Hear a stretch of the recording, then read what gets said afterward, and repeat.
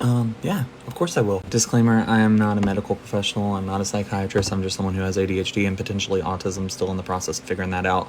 And this is how my ADHD specialist explained ADHD to me. Always, always, always do your own research. Use your medical professionals that you trust. If you don't trust them, find other ones. There are tons of resources. If you have any questions, please comment and put it in the comments. Maybe I or someone else can point you in the right direction for looking for resources, but do your own research. Don't just listen to people on the internet. This is just me, a person, talking and relaying what I was told by my medical professional. I'm going to be drawing little things like this, and sorry it's backwards, it's just because I'm recording on TikTok, but this says back and this says front, so back of the brain, front of the brain, right?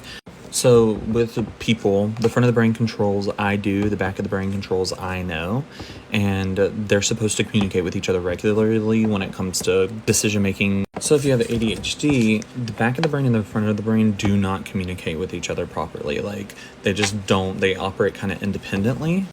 A lot of people with ADHD say that they have problems with dissociation, where they either feel like they are just making decisions very abruptly and just like they're sort of like in a video game controlling their body and controlling the world around them. Others say that they experience it where they feel like they're in a dream state. They're watching from a third person point of view. They're not in charge of the decisions they're making. They're constantly reflecting in their head, and it's because of the split that happens.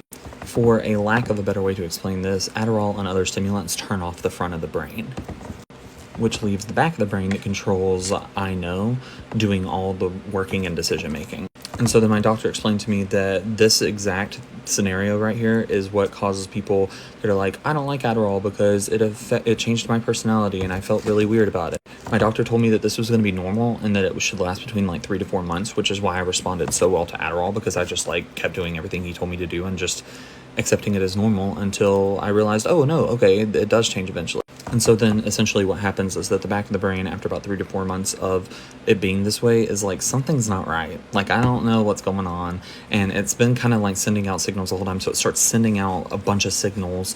And eventually when it makes it to the front of the brain wakes back up. So then it creates this kind of like new workflow where information comes into the brain or into the mind, into the back of the brain, and the back of the brain sends it to the front. Then the front of the brain responds. And it kind of creates this whole like new cycle, a new system. I'm running out of time, but I can give more details on like what it felt like whenever this whole scenario worked out for me. Just